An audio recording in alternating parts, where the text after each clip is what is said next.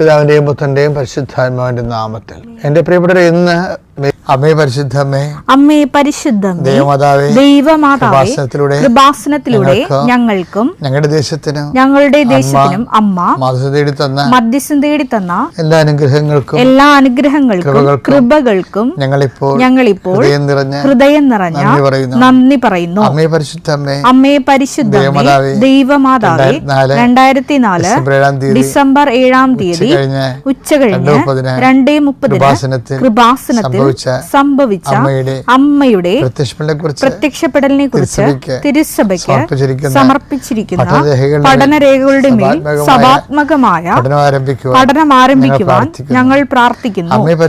അമ്മേ പരിശുദ്ധമ്മേ, ഭൂസ്വർലോകങ്ങളുടെ രാജ്ഞിയായ അങ്ങേയ്ക്ക് ഭൗമ സംരക്ഷണത്തിനായി പ്രപഞ്ചപ്രകൃതിയെ തന്നെ തിരുസഭ പ്രതിഷ്ഠിക്കുവാൻ ഈ പ്രത്യക്ഷീകരണ വഴി ഇടയാക്കണമേ. പരിശുദ്ധമ്മേ, ജപമാല മാതാവേ, സകല കൃപാസനം പ്രാർത്ഥനകളോടും ചേർത്ത് ഞങ്ങളിപ്പോൾ പ്രാർത്ഥിക്കുന്ന ഈ കുടുംബത്തിന്റെ പ്രത്യേക നിയോഗം.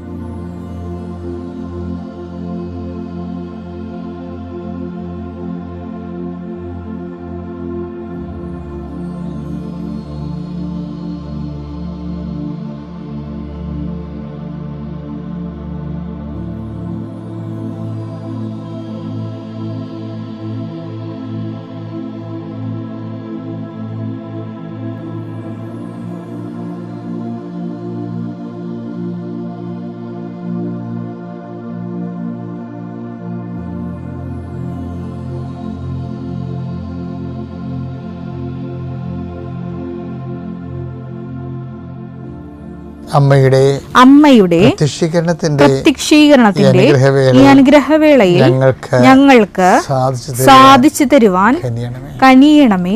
വിശ്വാസ പ്രമാണം. സർവശക്തനായ പിതാവും ആകാശത്തിന്റെയും ഭൂമിയുടെയും സൃഷ്ടാവുമായ ദൈവത്തിൽ ഞാൻ വിശ്വസിക്കുന്നു. അവിടുത്തെ ഏകപുത്രനും ഞങ്ങളുടെ കർത്താവുമായ ഈശോമിശിഹായിലും ഞാൻ വിശ്വസിക്കുന്നു. ഈ പുത്രൻ പരിശുദ്ധാത്മാവിനാൽ ഗർഭസ്ഥനായി കന്യകാമറിയത്തിൽ നിന്ന് പിറന്ന് പൊന്തിയോസ് പീലാത്തോസിന്റെ കാലത്ത് പീഡകൾ സഹിച്ച് കുരിശിൽ തറയ്ക്കപ്പെട്ട് മരിച്ച് അടക്കപ്പെട്ട് പാതാളങ്ങളിൽ ഇറങ്ങി മരിച്ചവരുടെ ഇടയിൽ നിന്ന് 3-ാം നാൾ ഉയർത്ത് സ്വർഗത്തിലേക്ക് എഴുന്നള്ളി സർവശക്തിയുള്ള പിതാവായ ദൈവത്തിന്റെ വലതുഭാഗത്തിരിക്കുന്നു. അവിടെ നിന്ന് ജീവിക്കുന്നവരെയും മരിച്ചവരെയും വിധിക്കുവാൻ വരുമെന്നും ഞാൻ വിശ്വസിക്കുന്നു. പരിശുദ്ധാത്മാവിലും ഞാൻ വിശ്വസിക്കുന്നു. വിശുദ്ധ കത്തോലിക്കാ സഭയിലും പുണ്യവാന്മാരുടെ ഐക്യത്തിലും പാപങ്ങളുടെ മോചനത്തിലും ശരീരത്തിന്റെ ഉയർപ്പിലും നിത്യമായ ജീവിതത്തിലും ഞാൻ വിശ്വസിക്കുന്നു. ആമേൻ. സ്വർഗ്ഗസ്ഥനായ ഞങ്ങളുടെ പിതാവേ, അങ്ങയുടെ നാമം പൂജിതമാകണമേ. അങ്ങയുടെ രാജ്യം വരണമേ. അങ്ങയുടെ തിരുമനസ് സ്വർഗത്തിലെ പോലെ ഭൂമിയിലും ആകണമേ. അന്നു വേണ്ടുന്ന ആഹാരം ഇന്ന് ഞങ്ങൾക്ക് തരണമേ.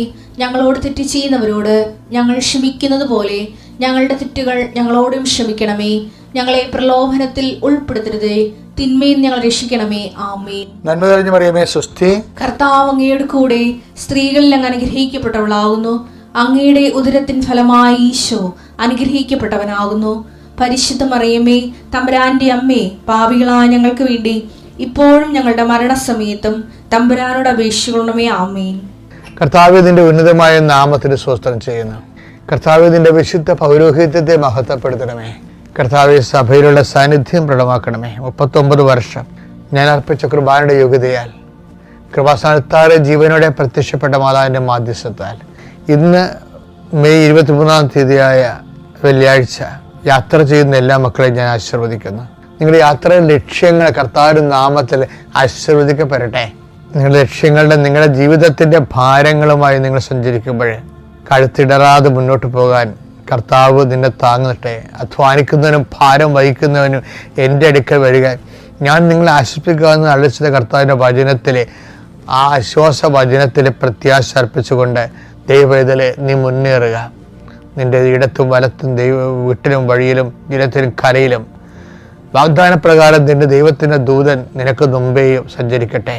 അമ്മ പരിശുദ്ധ ദേവമാതാവ് കാനായിലെ കല്യാണ കുടുംബത്തിൽ എന്നതുപോലെ നിന്റെ അവശതകളും പോരായ്മയില്ലെങ്കിലും നീ അറിയുന്ന മുമ്പ് തന്നെ അറിഞ്ഞുകൊണ്ട് നിനക്ക് വേണ്ടി മധ്യസ്ഥം വഹിക്കട്ടെ.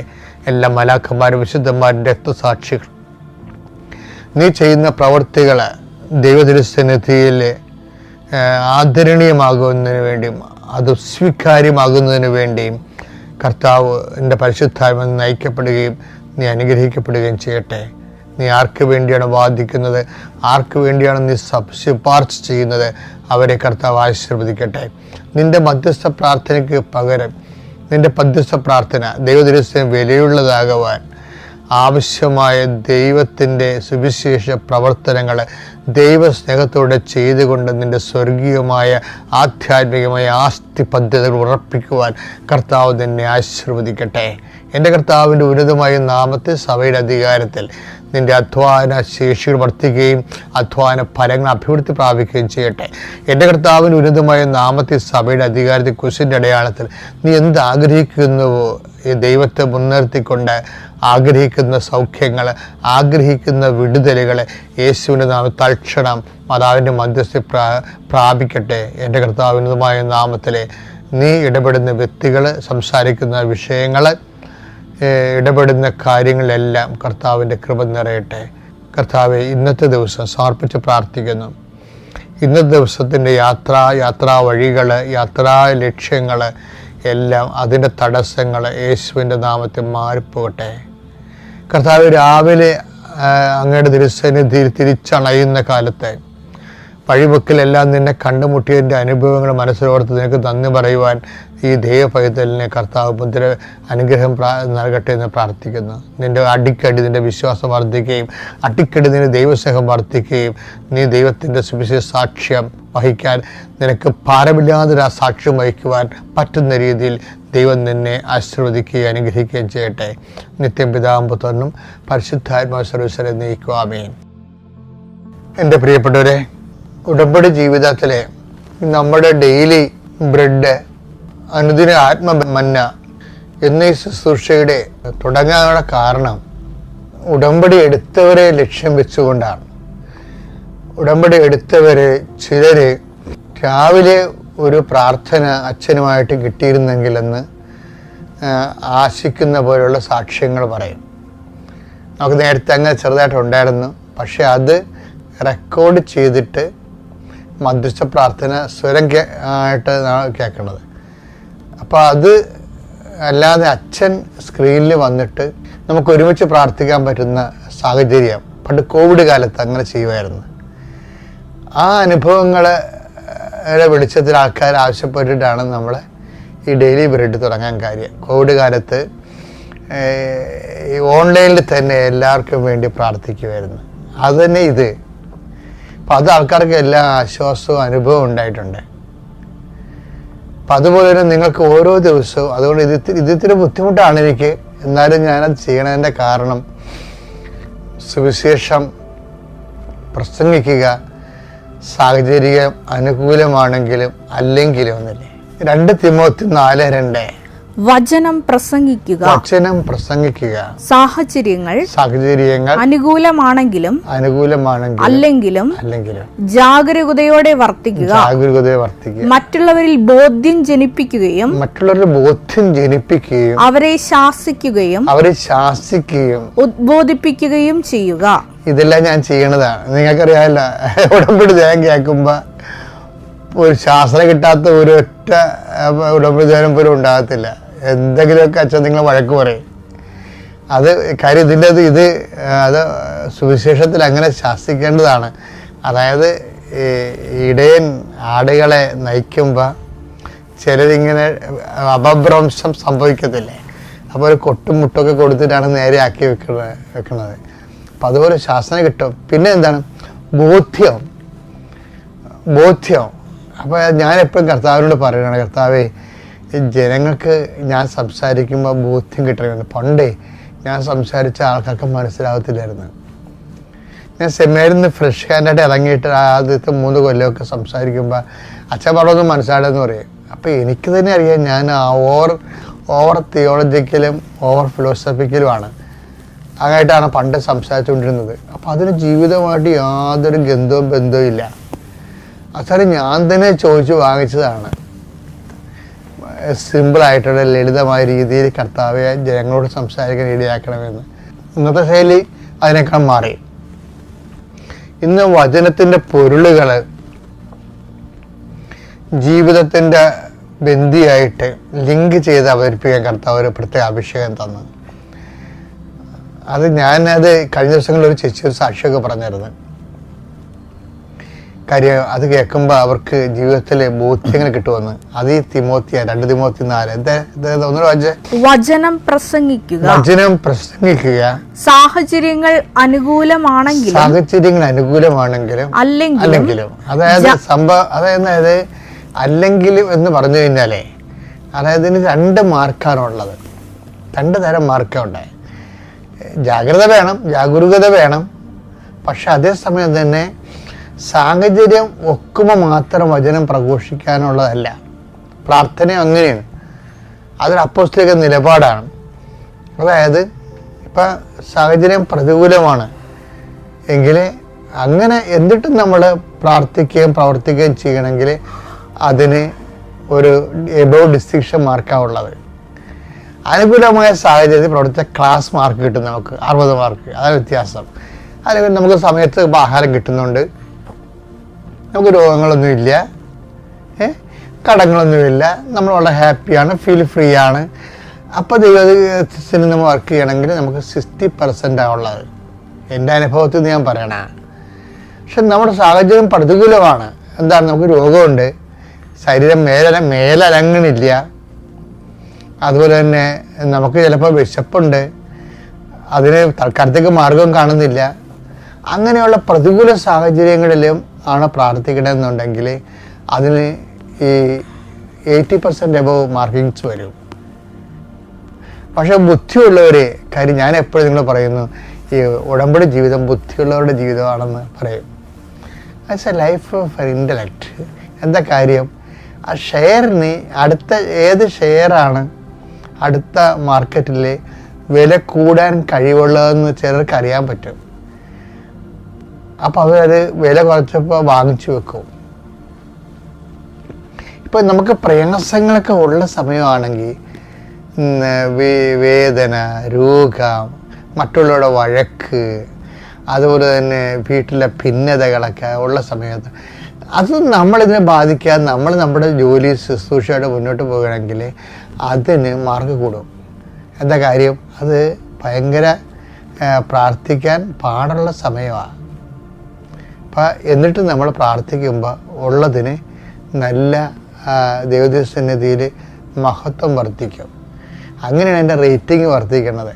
അപ്പം അതുകൊണ്ട് നീ ഒരു വളരെ മോശം കാലാവസ്ഥയിൽ നല്ലവണ്ണം വർക്ക് ചെയ്യണതാണ് ഈ ആധ്യാത്മികത എന്ന് പറയുന്നത്. പറഞ്ഞു മനസ്സിലായില്ലേ? മോശം കാലാവസ്ഥയിൽ ഇപ്പോൾ മത്സ്യത്തൊഴിലാളി സഹോദരങ്ങൾക്ക് ഇപ്പം മോശം കാലാവസ്ഥയാണ്. എന്താ കാര്യം, രാവിലെ എഴുന്നേൽക്കുമ്പോൾ തന്നെ കാറ്റും മഴയുമാണ്. അപ്പോൾ ഒഴുക്കുമുണ്ടാകും ശക്തമായിട്ട്. അപ്പോൾ വള്ളം എത്ര തുഴഞ്ഞാലും 7 കടലൊക്കെ ഒടിഞ്ഞ് വീണ കാണാം. എന്നിട്ടാണ് പിന്നെ കടൽ താറിയിട്ട് നിരപ്പ് കിട്ടുന്നത്. ചിലപ്പോൾ കമന്നും പോകും. ആ സമയത്ത് നമുക്ക് അത് 1 by 1 ആയിട്ട് ഒരു കണക്ക് തെറ്റിപ്പോയി കഴിഞ്ഞാൽ നമ്മൾ തിരയുന്ന വള്ളം കമലണത് ഞാൻ ഇങ്ങനെ കണ്ടിട്ടുണ്ട്, നേരിട്ട് കണ്ടിട്ടുണ്ട്. അപ്പോൾ എന്ത് സംഭവം എന്ന് വെച്ച് കഴിഞ്ഞാൽ ആ സമയത്ത് ഈ നമ്മുടെ ആധ്യാത്മിക ജീവിതത്തിലും ഇതുപോലുള്ള ഒരു സമയമാണ് നിനക്കെന്ന് വിചാരിച്ചോ.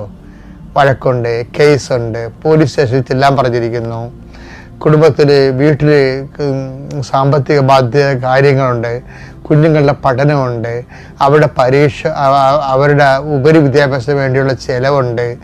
അപ്പം നീ ഇങ്ങനെ എവിടെ പായുമെന്നറിയാൻ പറ്റാൻ നിൽക്കുന്ന സമയമാണെങ്കിലും ഈ സമയത്ത് നിനക്ക് നമ്മൾ ഒരു സ്വർഗസ്ഥനായ പിതാവിന് 1 കോടി രൂപയുടെ അത്രയും വിലയുള്ള സമയമാണിത്.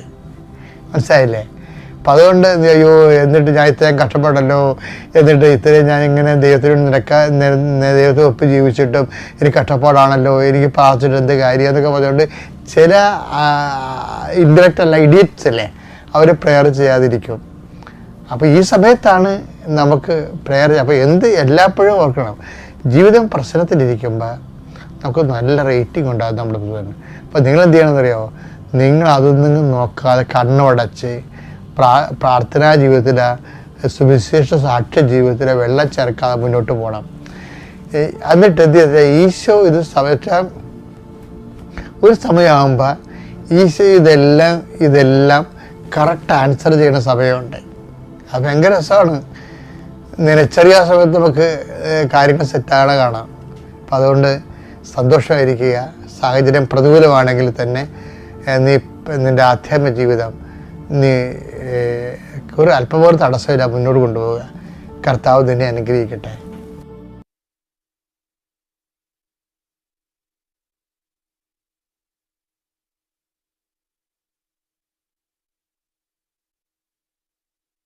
Price the lord. Hallelujah. Price the Lord. എല്ലാവരും എല്ലാ സ്പീച്ചിലും പറയുന്ന പോലെ സന്തോഷമായിരിക്കുക. അതാ ദൈവം ആഗ്രഹിക്കുന്നത്. ദൈവത്തിൻ്റെ മുമ്പിലാണെന്നുള്ള ഒരു അവബോധം ഉണ്ടായിരിക്കണം. അങ്ങനെയാണ് ദൈവ സാന്നിധ്യം സൃഷ്ടിക്കപ്പെടുന്നത്. നമ്മൾ പ്രാർത്ഥിക്കുമ്പോൾ ദൈവ സാന്നിധ്യത്തിലിരുന്ന് തന്നെ പ്രാർത്ഥിക്കണം. അത് ഒരു അവബോധം വേണം. ഞാൻ ദൈവത്തിൻ്റെ മുമ്പിലാണ് ഇരിക്കുന്നത്. എൻ്റെ മുമ്പിൽ വേറെ ഒന്നുമില്ല. എൻ്റെ ജീവിത പ്രശ്നമില്ല, എൻ്റെ വിഷമവുമില്ല, എന്നെ വേദനിപ്പിക്കുന്ന ഒരു കാര്യവും എൻ്റെ മുമ്പിലില്ല. ഞാനും എൻ്റെ ദൈവവും മാത്രം. ആ ഒരു ഉണ്ടാകണം. എന്നാൽ നമുക്ക് ദൈവത്തെ അനുഭവിക്കാൻ പറ്റും. അതേപോലെ ഉത്കണ്ഠയും വേണ്ട. ഞാൻ എന്തൊക്കെയാണ് ചോദിക്കേണ്ടത് ദൈവത്തിന്? പലവരും ഞാൻ നോക്കുമ്പോഴത്തേക്കും കുറേ ലിസ്റ്റായിട്ടാണ് വരുന്നത്. അത് ആദ്യത്തെ ദിവസം ആ ലിസ്റ്റ് ഓർമ്മയുണ്ടാവും. പിന്നെ അടുത്ത ദിവസം തൊട്ട് നമ്മളറിയാതെ തന്നെ ആ ലിസ്റ്റ് അങ്ങോട്ട് പറഞ്ഞുകൊണ്ടിരിക്കുക. 1, 2, 3 എന്ന് പോലും അറിയില്ല. അത് നമ്മൾ എന്താ ചോദിച്ചുകൊണ്ടിരിക്കുന്ന, എന്താ പറഞ്ഞുകൊണ്ടിരിക്കുന്നതെന്ന് പോലും അറിയില്ല. അതൊരു പാട്ട് പോലെ അങ്ങോട്ട് പറയുക. യഥാർത്ഥ പ്രാർത്ഥന ചോദിക്കേണ്ട കാര്യമില്ല. നിൻ്റെ ദൈവത്തിനറിയാം. മത്തായി 6:8 നിനക്ക് ആവശ്യമുള്ളതൊക്കെ എന്തൊക്കെയാണെന്ന്.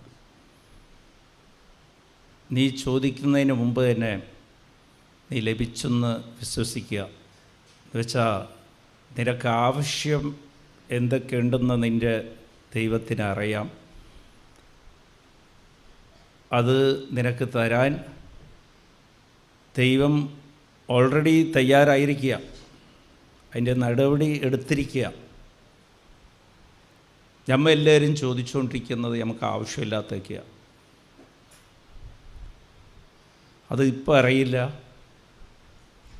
കുറേ കഴിഞ്ഞാലേ അറിയൂ. ഇതുകൊണ്ട് എന്ത് പ്രയോജനമായിരുന്നു? ആവശ്യമില്ലാത്ത ചപ്പും ചവരൊക്കെയാണ് നമ്മൾ ചോദിക്കുന്നത്. യഥാർത്ഥത്തിൽ പ്രാർത്ഥിക്കേണ്ടത് ഈശോ കാൽവരിയിൽ പ്രാർത്ഥിച്ച പോലെയാണ്. ലൂക്ക 22, 42, 43 എൻ്റെ ഇഷ്ടമില്ല, നിൻ്റെ ഇഷ്ടം നിറവേറട്ടെ. നമ്മളെ പഠിപ്പിച്ചത്, പ്രാർത്ഥിച്ച് പഠിപ്പിച്ചതാണ്. എപ്പോഴും ചോദിക്കേണ്ടത് ദൈവത്തോട്. നമ്മൾ ഒരേ കാര്യം ആവശ്യപ്പെടുമ്പോൾ നമുക്ക് ആഗ്രഹമാണ് നമ്മൾ പറയുന്നത്, അത് പ്രാർത്ഥനയായിട്ട് മാറ്റുന്നത്. നമ്മൾ ദൈവത്തോട്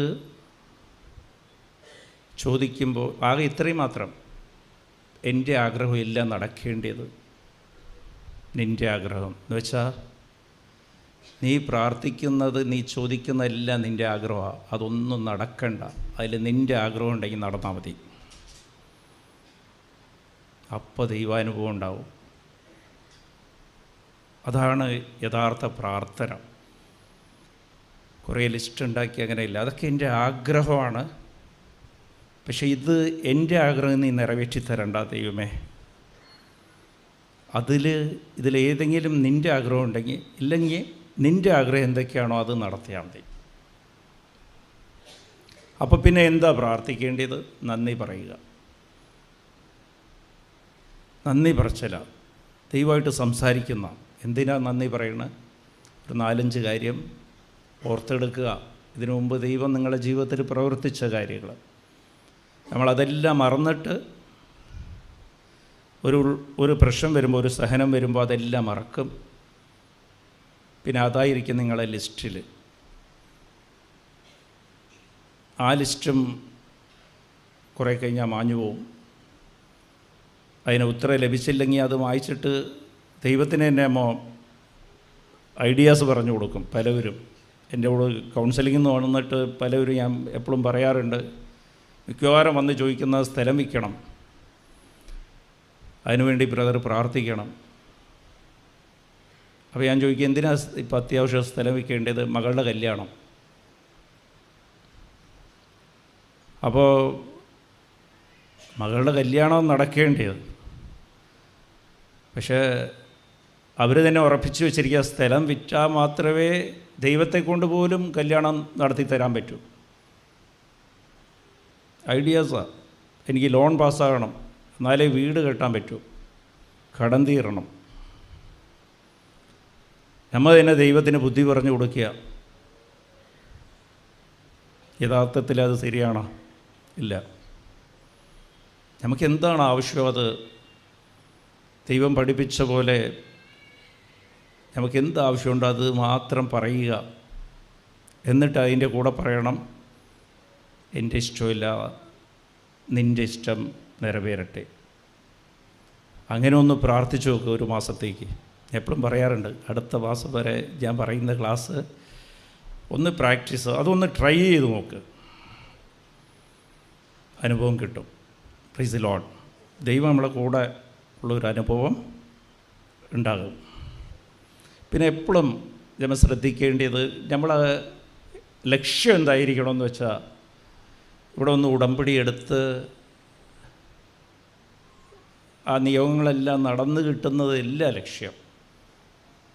ഉടമ്പടി എന്ന് പറയുന്നത് ദൈവമായിട്ട് ഒരു അടുപ്പം ഉണ്ടാക്കിയെടുക്കുക, സ്വന്തമായി തീരുക. അതിൻ്റെ ഒരു ഭാഗമാണ് ഈ അനുഗ്രഹമൊക്കെ നഷ്ടപ്പെടും. അത് തന്നെ നിങ്ങൾക്ക് വേണ്ടാതാവും കുറേ കഴിയുമ്പോൾ. Price the lord. ഹല്ലേലൂയ. ഞാൻ അരമണിക്കൂറേ എടുക്കുകയുള്ളൂ, അതുകൊണ്ട് ശ്രദ്ധിക്കുക. ഉറക്കം എന്നാണെങ്കിൽ ഒന്ന് സ്തുതിച്ചാൽ മതി. പിശാസ് ആഗ്രഹിക്കുന്നില്ല ഇതെല്ലാം നിങ്ങൾ കേൾക്കണമെന്ന്, പക്ഷെ ദൈവം ആഗ്രഹിക്കുന്നുണ്ട്. ഇത് എനിക്ക് ഉറപ്പ് പറയാൻ പറ്റും, ഇത് നിങ്ങൾ ട്രൈ ചെയ്ത് കഴിഞ്ഞാൽ നിങ്ങൾക്ക് ദൈവാനുഭവം ഉണ്ടാകും. എല്ലാ കാര്യവും വിട്ടുകളാം, എല്ലാ ഉത്കണ്ഠയും വിട്ടുകളാം. എങ്ങനെ സംഭവിക്കും, എന്താണ് ഇതേതാണ്, ഇവിടെ നിന്ന് പുറത്തിറങ്ങിയാൽ അത് തന്നെ ഞാൻ അതിലേക്ക് തന്നെ പോകണ്ടേ, ആ പ്രശ്നങ്ങളിലേക്ക് പോകണ്ടേ, ഇപ്പം കിട്ടുമോ ഉത്തരം? നിങ്ങൾ ഇവിടെ വന്നു കഴിഞ്ഞപ്പോൾ തന്നെ ദൈവം ആ ഫയൽ ഏറ്റെടുത്തിരിക്കുക, അത് മനസ്സിലാക്കുക. പിന്നെ ആ പ്രശ്നം നിങ്ങളുടെ പ്രശ്നമില്ല, ദൈവത്തിൻ്റെ പ്രശ്നമാണ്. പുറത്തേക്ക് പോകുമ്പോഴും ആ പ്രശ്നം കണ്ണിൽ കാണണമെങ്കിൽ നിങ്ങൾ കൈകാര്യം ചെയ്യേണ്ട കാര്യമില്ല, അത് ദൈവം കൈകാര്യം ചെയ്തോളും, അമ്മ മാതാവ് ചെയ്തോളും, ഭംഗിയായിട്ട് ചെയ്യും, വളരെ ഭംഗിയായിട്ട്. ഈ ലോകത്ത് ഇതിന് ഉത്തരവേ ഇല്ലെന്നൊക്കെ നമ്മൾ വിചാരിച്ചിരുന്ന കാര്യത്തിനൊക്കെ എൻ്റെ അനുഭവം കൊണ്ട് തന്നെ ഞാൻ പറയുക, പല അനുഭവമുണ്ട് ഇവിടെ. ഈ ലോകത്ത് ഇതിന് ഉത്തരവേ ഇല്ല. പലവരും തീരുമാനിക്കും, ഇതിന് നമ്മൾ തന്നെ ആലോചിക്കും, ഇതിന് എങ്ങനെ, അഥവാ ദൈവം കൈകാര്യം ചെയ്താൽ തന്നെ ഇതെങ്ങനെ കൈകാര്യം ചെയ്യും. നമ്മളൊന്നും പ്രതീക്ഷിക്കാത്ത രീതിയിലാണ് ദൈവം ചെയ്യുന്നത്, നമുക്ക് ആലോചിച്ച് പോലും നോക്കാൻ പറ്റില്ല. ശിഷ്യന്മാർ കൊടുങ്കാറ്റിൽ പോയിട്ടപ്പോൾ, കടലിൽ പെട്ടുപോയപ്പോൾ അവർ പേടിച്ചപ്പോൾ, അവർ പ്രതീക്ഷിക്കാത്ത വഴി കൂടി ആ ദൈവം വെള്ളത്തിൽ കൂടി നടന്നു വന്നു. അതൊന്നും ഓർത്തു നോക്കാൻ പറ്റില്ല, സ്വപ്നത്തിൽ പോലും ഓർക്കാൻ പറ്റില്ല. Price the lord. അപ്പോൾ നിങ്ങൾ ആ പ്രശ്നമൊക്കെ വിട്ടുകളാ. എനിക്ക് 1 കോടി രൂപ കടമുണ്ട്, വരുമാനമാകെ പലവരും ഉണ്ട്, 40 ലക്ഷം കടം, 50 ലക്ഷം കടം. എന്താ ശമ്പളം എന്ന് ചോദിച്ചാൽ 10,000 രൂപ. അവർ കൗൺസിലിങ്ങിൽ എന്നോട് ഇങ്ങോട്ട് ചോദിക്കും, 10,000 രൂപ എൻ്റെ ശമ്പളം വെച്ച് എങ്ങനെ കടം തീർക്കാനാ? വീട് സ്വന്തമില്ല, എങ്ങനെ കടം തീർക്കാനാ? അത് ദൈവത്തെക്കുറിച്ച് അറിയാത്തതുകൊണ്ടാണ്.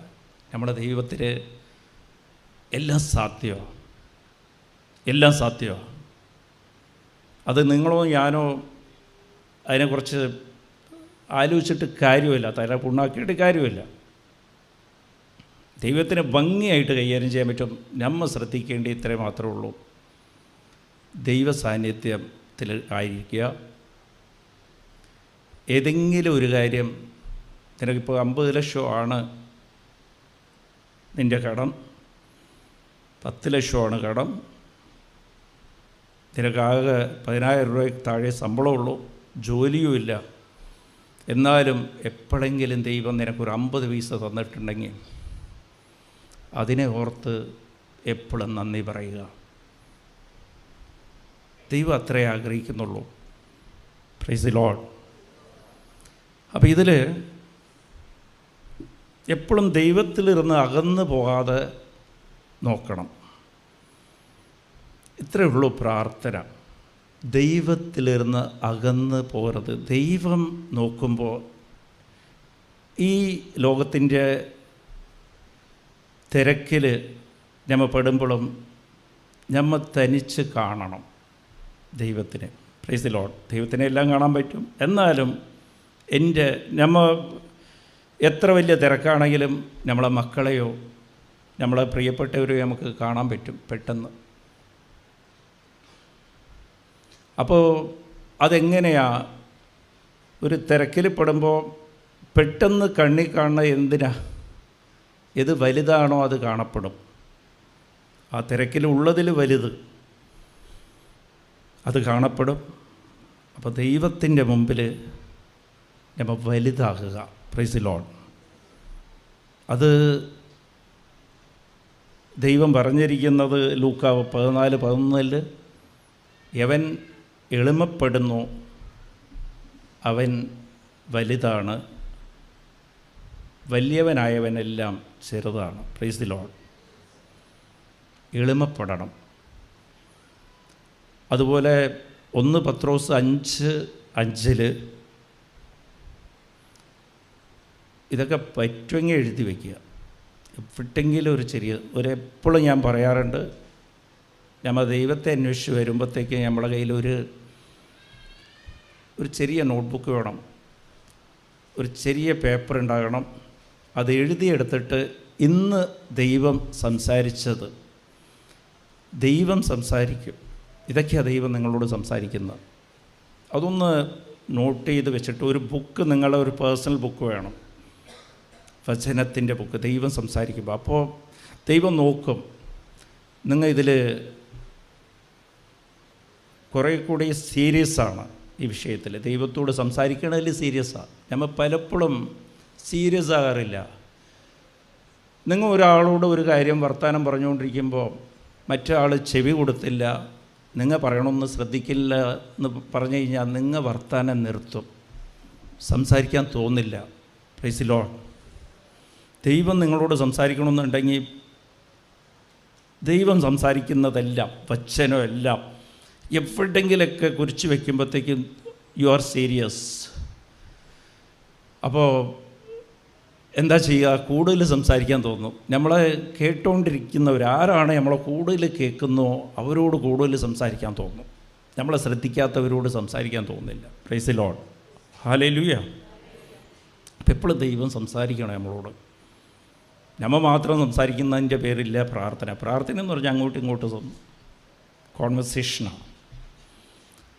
അപ്പോൾ എഴുതിയെടുക്കുക. അതൊക്കെ ശ്രദ്ധിക്കും. ഇവരൊക്കെ ശ്രദ്ധിക്കുകയാണ്, എൻ്റെ വചനം ശ്രദ്ധിക്കുകയാണ്, അത് ഓർത്ത് വയ്ക്കാൻ ശ്രമിക്കണം. എങ്ങനെയാണ് ഓർക്കുക? ഓർക്കുന്നത് അത് പ്രവർത്തിക്കാൻ ഒന്ന് ശ്രമിക്കണം. പ്രവർത്തിക്കണമെന്നില്ല, പ്രവർത്തിക്കാനൊക്കെ കുറേ ബുദ്ധിമുട്ടാണ്. അത് പ്രാർത്ഥന വേണം, അത് ദൈവം തന്നെ കൃപ തരണം. പക്ഷെ ശ്രമിക്കുക. സൈക്കിൾ ഓടിക്കുന്ന പോലെയാണ്, സൈക്കിൾ ഓടിച്ച് പഠിക്കുന്ന പോലെയാണ്. ആദ്യം കുട്ടികൾ സൈക്കിൾ ഓടിക്കുമ്പോൾ കുറേ പരുക്ക് പറ്റും. അത് ശ്രമിക്കുമ്പോഴൊക്കെ തെറ്റിപ്പോവും, വീണുപോവും. എന്നിട്ട് എണിച്ച് കുറച്ചായിട്ട് ശ്രമിക്കുക. നുണ പറയരുതെന്ന് പറഞ്ഞാൽ ഒന്ന് ശ്രദ്ധിച്ചാൽ കഴിഞ്ഞാൽ തന്നെ നുണ പറയും, ഉറപ്പാണ്. ആവശ്യമില്ലാത്തതൊക്കെ പറയും, ഒരു ലാഭവും ഇല്ലെങ്കിൽ നമ്മൾ പറയും.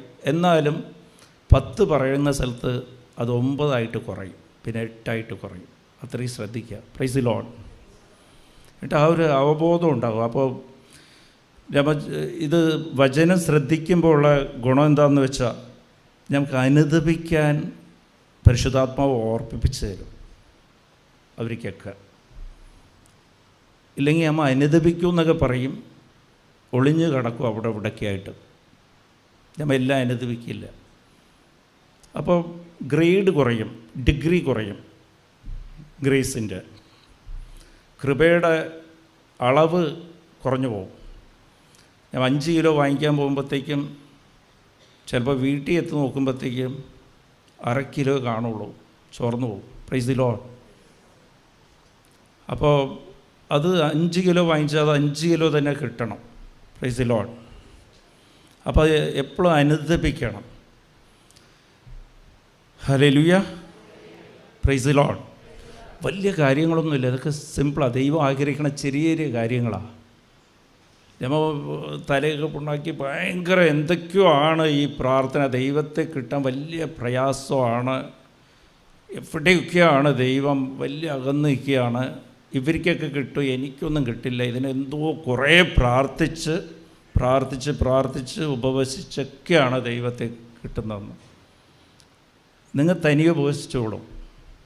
ദൈവത്തെ കിട്ടിക്കഴിയുമ്പോഴാണ് ഉപവസിക്കുന്നത്. ദൈവത്തെ അനുഭവിച്ച് കഴിയുമ്പോഴാണ് ഉപവസിക്കണം. ദൈവത്തെ അനുഭവിച്ച് കഴിയുമ്പോഴാണ് കൂടുതൽ പ്രാർത്ഥിക്കുന്നത്. അല്ലാതെ കൂടുതൽ പ്രാർത്ഥിച്ചില്ല ദൈവത്തെ കിട്ടുക. Price the Lord. ദൈവസ്നേഹം അനുഭവിക്കുമ്പോഴാണ് നമ്മൾ കൂടുതൽ പ്രാർത്ഥിക്കുക. അത് മനസ്സിലാക്കണം. ഇതൊക്കെ പിശാച് തെറ്റായ ധാരണ കൊടുത്തു വച്ചിരിക്കുക. കുറേ പ്രാർത്ഥിച്ചാണ് ദൈവത്തെ കിട്ടുക. ഇല്ല, ദൈവത്തെ കിട്ടിയാലാണ് കൂടുതൽ പ്രാർത്ഥിക്കുക. Price the lord. ഹല്ലേലൂയ. അപ്പോൾ ദൈവത്തിൻ്റെ മുമ്പിൽ നമ്മൾ വലുതാണെങ്കിൽ എളിമപ്പെടണം, അത്രേ ഉള്ളൂ. എളിമപ്പെടണം. എന്നാൽ ഞാൻ ചോദ്യം ചോദിച്ചാൽ എങ്ങനെയാണ് എളിമപ്പെടുക എന്ന് പറഞ്ഞാൽ ആർക്കെങ്കിലും പറയാൻ പറ്റുമോ? ഓർത്തിട്ടുണ്ടോ?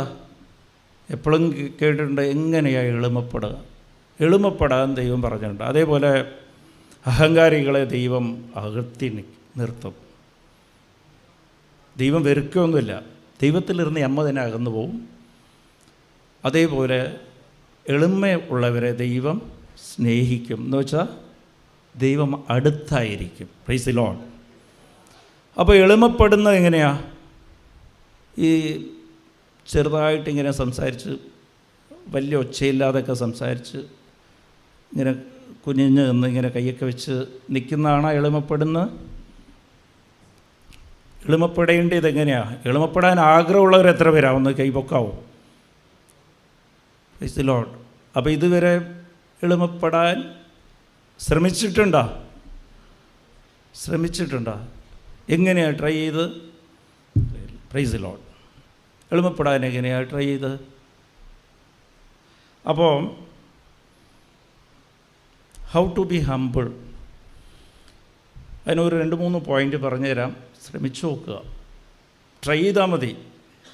ഈ വചനം എല്ലാം ആദ്യം ട്രൈ ചെയ്യുക, ശ്രമിച്ചു നോക്കുക.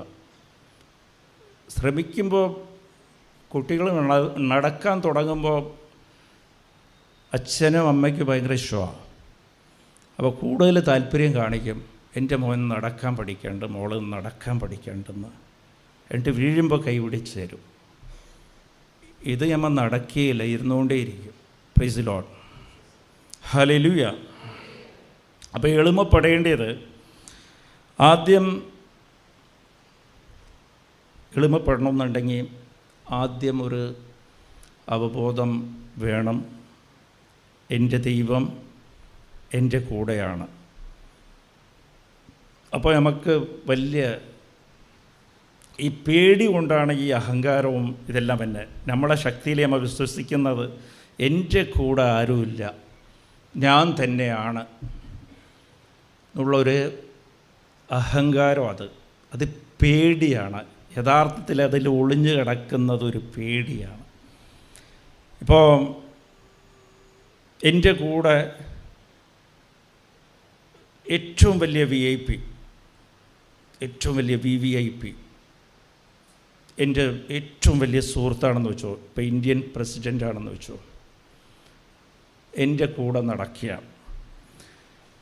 എൻ്റെ കൂടെ നടക്കുമ്പോഴത്തേക്കും ആരെങ്കിലും വന്ന് അവിടെ ഇരുന്ന് എന്നെ ഭീഷണിപ്പെടുത്തിയാലോ, ഇല്ല ചീത്ത വിളിച്ചാലോ, ഇല്ല നിന്നെ അങ്ങനെ ചെയ്ത് കളയും, ഇങ്ങനെ ചെയ്യുമെന്ന് പറഞ്ഞാൽ നമുക്ക് തിരിച്ച് അവരോട് വഴക്കിടാൻ തോന്നുവാ? ഇല്ല, തോന്നില്ല.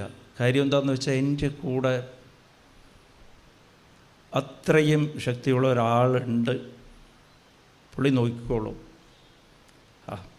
വിട്, ശ്രദ്ധിക്കണ്ട എന്ന് പറഞ്ഞ് നമ്മൾ വിട്ടുപോകും. Price the lord, hallelujah. അപ്പോൾ അതുപോലെ ഈ ഒരു അവബോധം നമുക്ക് വേണം. എൻ്റെ കൂടെ എൻ്റെ ദൈവം ഇരിക്കുകയാണ്. ആ ദൈവത്തിന് ഞാൻ ഒരിക്കലും വിഷമിപ്പിക്കരുത്. നമ്മൾ വലിയ അഹങ്കാരം കാണിക്കുമ്പോൾ, ഒരു നിങ്ങളെ സ്നേഹിക്കുന്ന വലിയ ആൾ കൂടെ ഉള്ളപ്പോൾ നിങ്ങൾ അങ്ങോട്ട് ചീത്ത വിളിക്കാമെന്ന് പറഞ്ഞാൽ നിങ്ങൾക്ക് എന്ത് തോന്നും? അവർക്ക് എന്ത് തോന്നും? എൻ്റെ കൂടെ ഇത്രയും വലിയ ആളുള്ളപ്പോൾ ചെറിയ ചെറിയ ആൾക്കാരായിട്ടാണ് വഴക്കിന് പോകുന്നത്.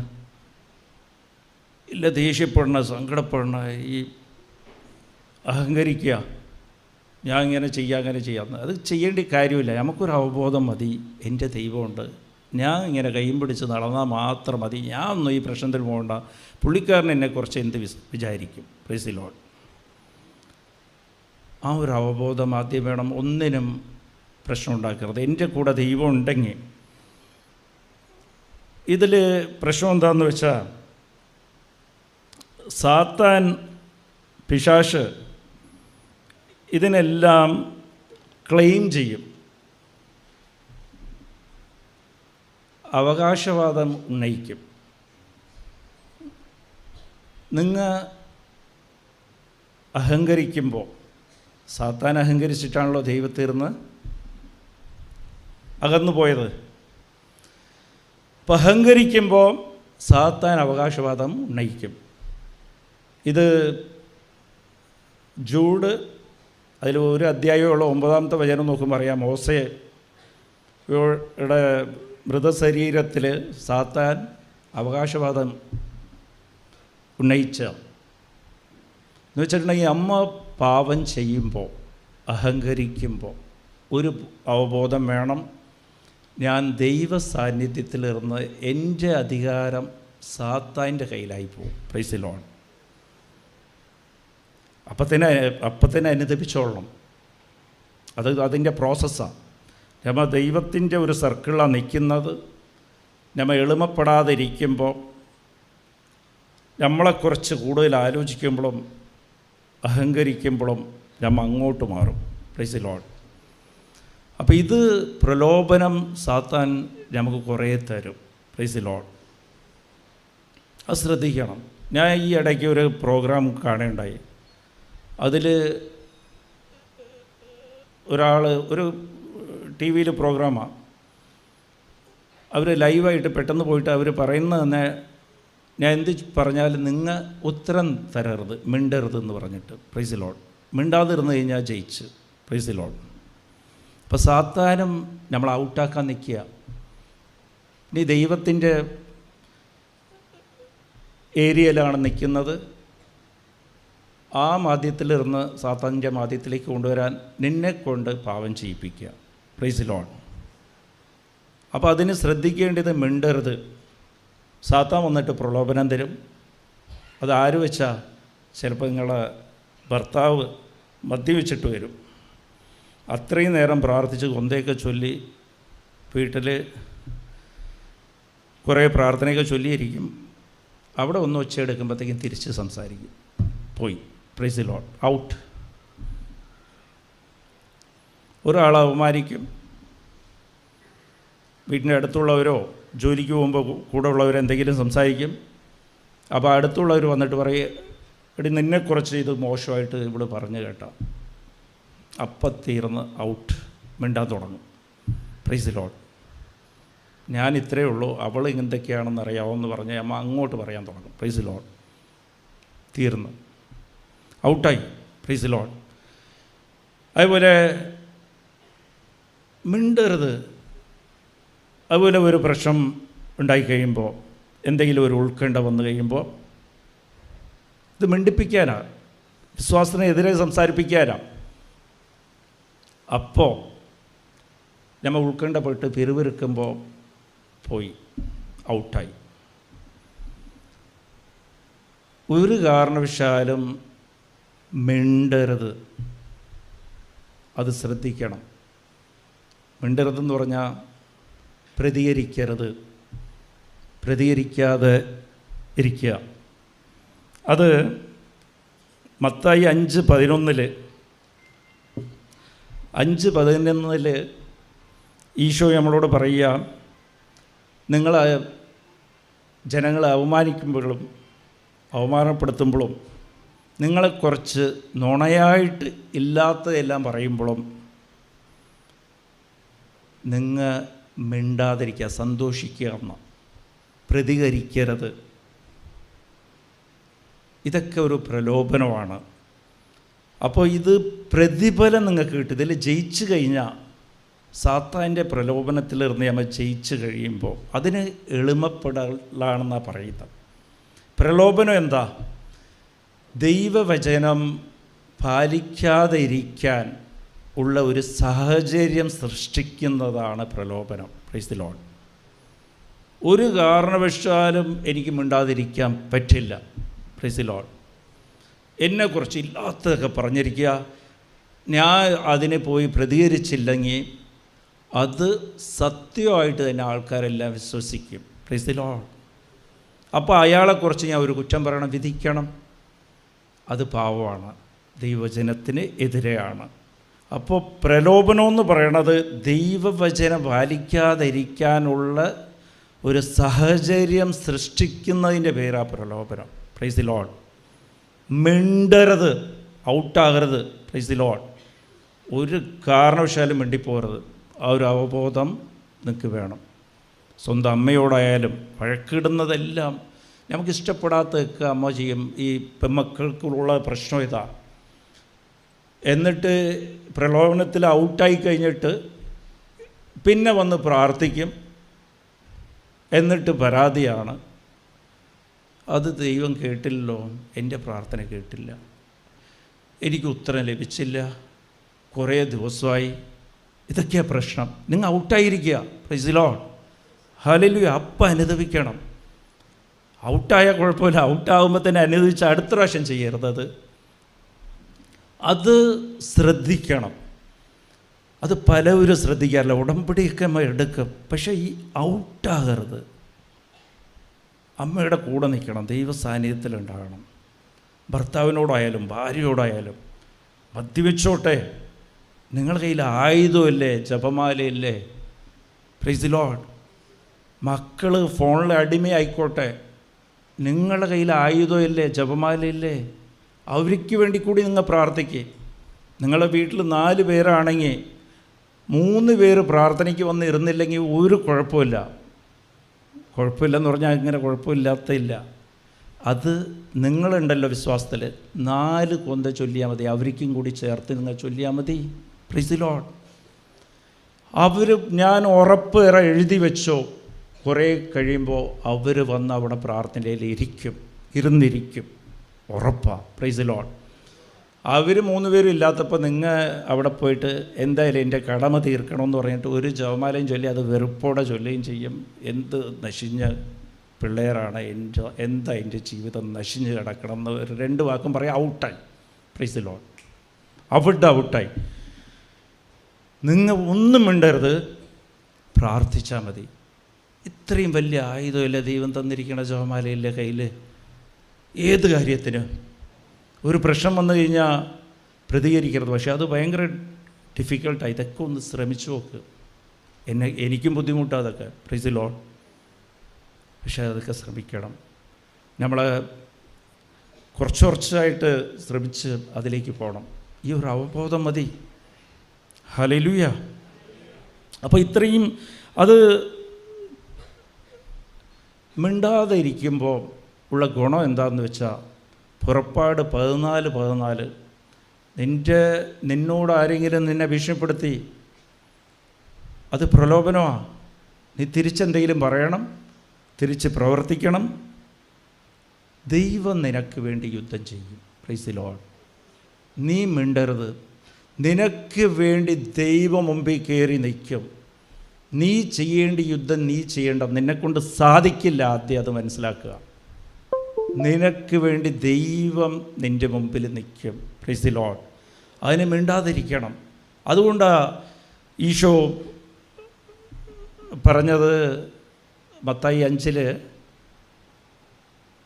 നിന്നെ 1 മൈൽ നടക്കാൻ പറഞ്ഞാൽ നീ 2 മൈൽ നടന്നോ, പ്രതികരിക്കേണ്ട.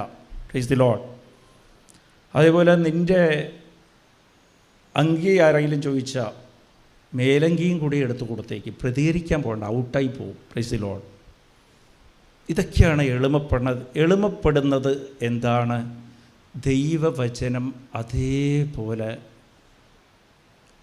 പാലിക്കുന്നതാണ്, അത് വിശ്വസിക്കുന്നതാണ്, അത് നടപ്പിലാകട്ടെ എന്ന് പറയുന്നതാണ്, അത് നടത്താൻ നമ്മൾ ശ്രമിക്കുന്നതാണ് എളിമപ്പെടുന്നത്. അത് അമ്മ മാതാവ് ലൂക്ക 1:38 അതാണ് പറഞ്ഞത്. ഇതാ നിൻ്റെ ദാസി, അവിടെ നിന്ന് പറഞ്ഞ പോലെ സംഭവിക്കട്ടെ. Praise the lord. എന്ന് വെച്ചാൽ അവിടുത്തെ തിരുമനസ്സ് നടപ്പിലാകട്ടെ. Praise the lord. ഹല്ലേലൂയ. അപ്പോൾ ശ്രദ്ധിക്കേണ്ടത്, എളിമപ്പെടൽ ഈശോ പറഞ്ഞ എൻ്റെ കൂടെ നടക്കണമെന്നുണ്ടെങ്കിൽ നിന്നെ മറന്ന് എൻ്റെ പുറയിൽ നടക്കുക, കുരിശെടുത്ത് നടക്കുക. നിന്നെ മറന്ന്, നമ്മളെ തന്നെ മറക്കുന്നതിൻ്റെ പേരാണ് എളിമപ്പെടുന്നത്. Praise the Lord. എനിക്കെന്ത് സംഭവിക്കും, എനിക്കെന്താ ഉള്ളത്, എന്നെ ആരാ സ്നേഹിക്കുന്നത്, എന്നോടെന്തിനാ ഇങ്ങനെ പെരുമാറുന്നത്, അതൊന്നും ശ്രദ്ധിക്കരുത്. Price the Lord. എന്നെക്കുറിച്ച് ആലോചിക്കുന്നതിന് പകരം മറ്റുള്ളവരുടെ താല്പര്യത്തിൽ ശ്രദ്ധിക്കുക, നിന്നെ മറക്കുക. Price the lord. ഹല്ലേലൂയ. ഫിലിപ്പിയർ 2:4 നിൻ്റെ താല്പര്യമില്ല, മറ്റുള്ളവരുടെ താല്പര്യമാണ് നോക്കേണ്ടത്. അവർ ചിലപ്പോൾ നിനക്കിഷ്ടമില്ലാത്ത കാര്യമാണ് പറയണം.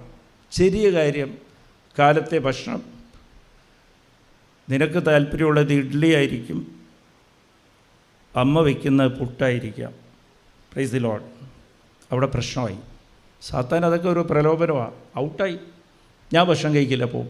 Price the Lord. തീർന്ന് ഔട്ടായി. പിന്നെ ഇവിടെ വന്നിട്ട് പിന്നെയാണ് OETക്ക് കിട്ടണമെന്ന് പറഞ്ഞാൽ ഉടമ്പടി കൊടുക്കാൻ പോകുന്നത്. എവിടെ എത്ര മാർക്ക്, അതിൽ തന്നെ ഫെയിലായല്ലോ, പിന്നെ ഇവിടെ വന്ന് എക്സാം എഴുതിയിട്ട് എന്താ കാര്യം? Price the lord.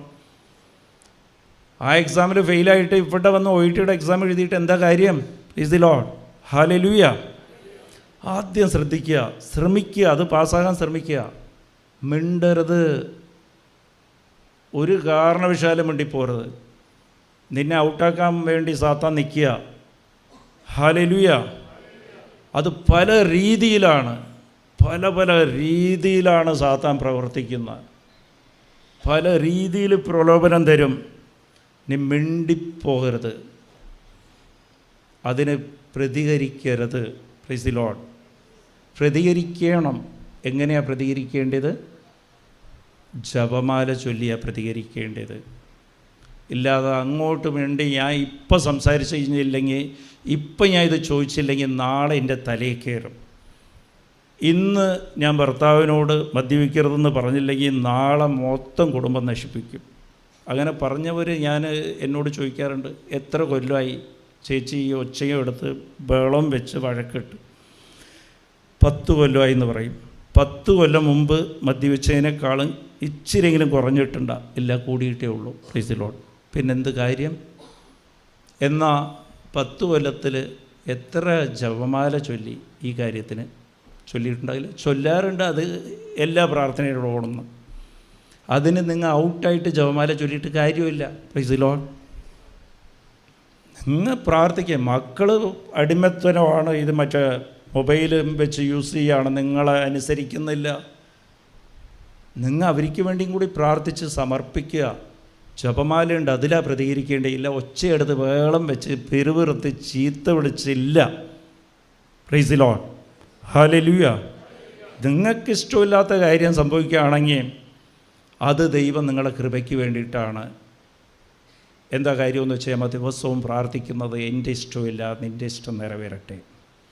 അപ്പോൾ നമ്മളുടെ ഇഷ്ടത്തിനെതിരെ നടക്കുന്നതെല്ലാം ദൈവത്തിൻ്റെ ഇഷ്ടമാണ്. അത് നന്ദി പറഞ്ഞ് ഏൽക്കാൻ പറ്റിക്കഴിഞ്ഞാൽ അവിടെ ദൈവം പ്രവർത്തിക്കും. Price the Lord. അപ്പം തെളിഞ്ഞു വരും ദൈവത്തിൻ്റെ പദ്ധതി എന്താണ് നിങ്ങളുടെ ജീവിതത്തേക്കുള്ളതെന്ന്. ദൈവത്തിന് പദ്ധതിയുണ്ട്, അത് നമ്മൾ തടസ്സപ്പെടുത്തി വെച്ചിരിക്കാമോ? എന്താ? ഒരു മതിൽ കെട്ടി വെച്ചിരിക്കുക. എൻ്റെ ആഗ്രഹം, എൻ്റെ പദ്ധതി എന്ന് പറഞ്ഞ ഒരു മതിൽ വെച്ചിരിക്കുക. ആ മതിലിലേക്ക് അങ്ങോട്ട് കടന്നു വരാൻ നമ്മൾ സമ്മതിക്കാറില്ല ദൈവത്തിൻ്റെ പദ്ധതിയെ. ആ മതിൽ ഒടിച്ചു കളയുക. Price the Lord. നിൻ്റെ ജീവിതത്തിലേക്ക് ദൈവത്തിൻ്റെ പദ്ധതി ഇറങ്ങി വരും. Price the Lord. അത് ജെറമ്യാ 29:11. അത് നിൻ്റെ നന്മയ്ക്കായിരിക്കും, നിൻ്റെ നാശത്തിന് ഒരിക്കലുമില്ല. Price the lord. ഹല്ലേലൂയ. അപ്പോൾ എളിമപ്പെടേണ്ടിയത് യെശയ്യാ 66:2 നീ അനുദപിച്ചും ദൈവവചനം പാലിച്ചോ ആണ് എളിമപ്പെടേണ്ടത്. അതാണ് ദൈവത്തിന് ഇഷ്ടം. ദിവസവും ഒരു സ്ലിപ്പ് കയ്യിൽ വയ്ക്കുക, ഒരു പേപ്പർ കയ്യിൽ വയ്ക്കുക. ഞാൻ എത്ര പ്രാവശ്യം ഔട്ടായി എന്നുള്ളത് അപ്പപ്പോൾ കുറിച്ച് വയ്ക്കുക. ഇങ്ങനെ 1 മാസത്തേക്ക് ചെയ്യും. നിങ്ങൾക്ക് പിന്നത്തെ കാര്യം പിന്നെ നിങ്ങൾക്ക് ഇഷ്ടപ്പെട്ടാൽ പിന്നെ ചെയ്യാം. ഒരു ചെറിയ സ്ലിപ്പ് ഇതുപോലെ ഒരു സ്ലിപ്പാക്കുക. എൻ്റെ പോക്കറ്റിൽ എപ്പോഴും ഉണ്ടാവും.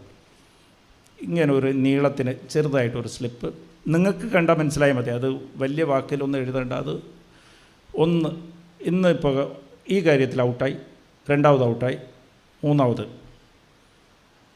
ഞാൻ പ്രലോഭനത്തിൽ പെട്ടുപോയി, ഇതിൽ പെട്ട് എന്നിട്ട് അന്ന് നൈറ്റ് ജപമാല ചൊല്ലിക്കഴിഞ്ഞാൽ ഉറങ്ങണതിന് മുമ്പ് ഇതെല്ലാം ചൊല്ലി അനുദപിക്കുക. തീർന്നു. Price the Lord. എന്നിട്ട് ആ സ്ലിപ്പ് സൂക്ഷിച്ച് വെക്കണം അവിടെ. അടുത്ത ദിവസം സ്ലിപ്പ് എഴുതണം. ഒന്നുപോലും വിട്ടുപോകരുത്. അത് ഒന്ന് ശ്രമിക്കുക. നിങ്ങൾ ശ്രമിച്ചു നോക്ക്. 1 മാസത്തേക്ക് നോക്ക്. എന്നിട്ട് ഇതെല്ലാം കൊണ്ടുപോയി കുമ്പസാരിക്കാനുള്ള അതിന് വേണ്ടിയിട്ടാണ് ഞാനത് മാറ്റി വയ്ക്കണമെന്ന് പറഞ്ഞു. Price the lord. ഹല്ലേലൂയ. എൻ്റെ അടുത്ത ദിവസവും ഇതുപോലെ എഴുതുക. അടുത്ത ദിവസം ഇതിനേക്കാളും ചിലപ്പോൾ കൂടിയിട്ടുണ്ടാകും, വിഷമിക്കേണ്ട. എന്നിട്ട് അത് അനുദപിക്കുക. 2 ആഴ്ച കൂടുമ്പോഴത്തേക്ക് 14 പേപ്പർ ഉണ്ടാകും. Price the Lord. അത് നോക്കണം. അപ്പോൾ ഒരു 5-8 മണിക്കൂർ വേണ്ടി വരും സംസാരിക്കാൻ. അപ്പോൾ ഇതിൽ കോമൺ ആയിട്ടുള്ള കാര്യങ്ങളൊക്കെ മാർക്ക് ചെയ്യുക. ദിവസവും ചെയ്യുന്ന കോമൺ 1 അതൊക്കെ ഒരു സ്ലിപ്പിൽ എഴുതുക കോമൺ ആയിട്ട്. അങ്ങനെ എത്ര വന്നിട്ടുണ്ടോ ഇത്രയും ദിവസം ഈ കാര്യങ്ങൾ ഞാൻ ഈ പാവത്തിൽ ഞാൻ വീണ് പോയിട്ടുണ്ട്. ഇങ്ങനെ നിങ്ങൾ ശ്രമിച്ചു നോക്ക്. കൂട്ടത്തിൽ ദൈവം നിങ്ങളെ തനിച്ച് കാണും. Price the Lord. ഇതാണ് എളിമപ്പെടുന്ന രീതി. നമ്മൾ ചെയ്യുന്ന തെറ്റുകൾ നമ്മൾ ഏറ്റു പറയുന്നതാ. അതാണ് എളിമപ്പെടൽ. ഞാൻ ചെയ്യുന്ന തെറ്റ് ഞാൻ മനസ്സിലാക്കുന്നതിൻ്റെ പേരാണ് എളിമപ്പെടുന്നത്. ഞാൻ തെറ്റ് ചെയ്തുകൊണ്ടിരിക്കുന്നുള്ള ഒരു അവബോധമാണ് എളിമപ്പെടുന്നത്. Praise the lord. ഹല്ലേലൂയ. പറയണതൊക്കെ മനസ്സിലായ? Praise the lord. അപ്പോൾ ഈ രീതിയിൽ ഇങ്ങനെ ഞാൻ പറയണത് ഇതിൽ ഞാൻ ഇത്രയും കാര്യം പറഞ്ഞിട്ടുണ്ടെങ്കിൽ 1-2 കാര്യം എടുത്ത് വെച്ച് ആദ്യത്തെ ഒറ്റ പോയിൻ്റ് മിണ്ടാതിരിക്കുക, പ്രതികരിക്കാതിരിക്കുക, എന്നിട്ട് ഔട്ടാകാതെ നോക്കുക. ഇത് നിൻ്റെ യുദ്ധം. എഫേസ്യർ 6:12 നിൻ്റെ പ്രിയപ്പെട്ടവരോടായിരിക്കരുത്, സാത്താനോടായിരിക്കണം.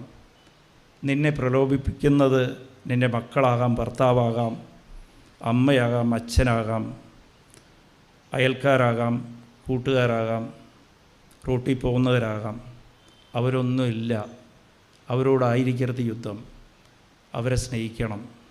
ഇത് ചെയ്യിപ്പിക്കുന്നത് സാത്താനാണ്. Praise the lord. എഫെസ്യർ 6:12 എടുത്ത് വായിക്കണം അത്. അപ്പോൾ ഇത് സാത്താൻ ചെയ്യുന്നത് എന്താണെന്ന് വെച്ചാൽ അവരെ ഉപകരണമാക്കി നിങ്ങളെ പ്രലോഭിപ്പിക്കും. എന്നിട്ട് നിങ്ങൾ പാവത്തിൽ വീഴും. എന്നിട്ട് അവരോട് വെറുപ്പുണ്ടാക്കി നിങ്ങളെ ദൈവത്തിൽ നിന്ന് അകത്തിക്കളയും.